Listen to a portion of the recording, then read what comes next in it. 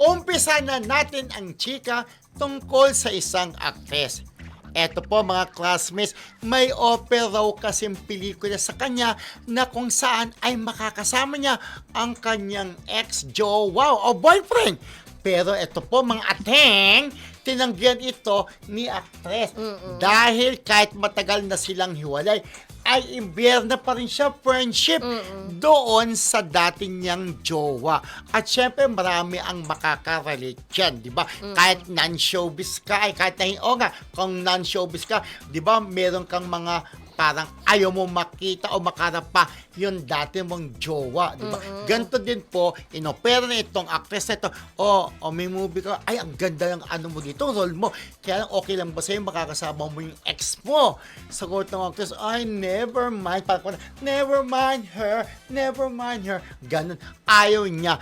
Kasi nung sinabi, makakatambal mo dito, yung dati mong jowa, ay, wag na lang, sorry po, ayoko na siyang makatrabaho. Ay, ganon? Kasi bakit daw ayaw makatrabaho? Naging magjowa, syempre, hindi naging magandang hiwalayan.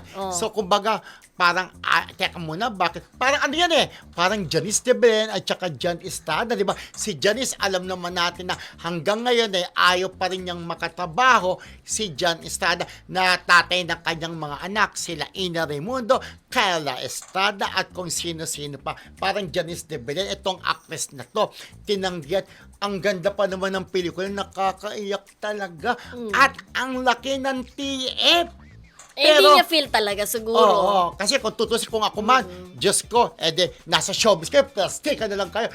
Hindi kasi, sabi nga, kung professional ka, di ba sabi nga, ang minsan nagkikita yung magkakaway sa isang showbiz gatherings, di ba? Di mag-iwas. Pero minsan, dati Marisol Soriano at William Martinez, yung magjowa, nag-aaway sila lagi na maging magjowa siya. Pero pagka nasa set, professional. Ginagampan na nila yung kanilang trabaho. Dapat gano'n na lang ang gawin ng actress na, ay, magiging professional na lang ako, tatanggapin ko to. Pero after ng ever since nila, huwag na siya makipag-usap doon. Kaya lang siguro, yung actress talagang nagpapakatotoo lang sa sarili niya na ayoko siyang makatrabaho yung aking ex, di ba? Kasi pwedeng gano'n after ng eksena nyo, pagkatapos nag-usap kayo sa eksena, pero after nun, pag naghiwalay na kayo, magkaiba sila ng dressing room, hindi na sila mag-uusap. Kaya lang nagpapakatotoo nga lang tong actress na to na, sorry, I don't want to work with you anymore. Ay, ganon. Ganon, mataray Meron ba siya. silang kasalukuyang show? Yung yung actor, meron ngayong show.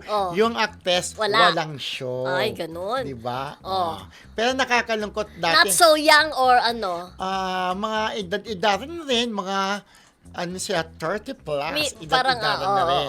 Parang Ay, kasi ganon. edad ko ako, I'm only 39. Ay, ikaw Kasi talaga. last year, 38 Babatuhin nila yung TV screen 38 nila. ako dati, ngayon 39 kasi dumadagdag ang edad. So 38 last year, now is 39, then next year is 40. Life begins at 40. Diba? Okay.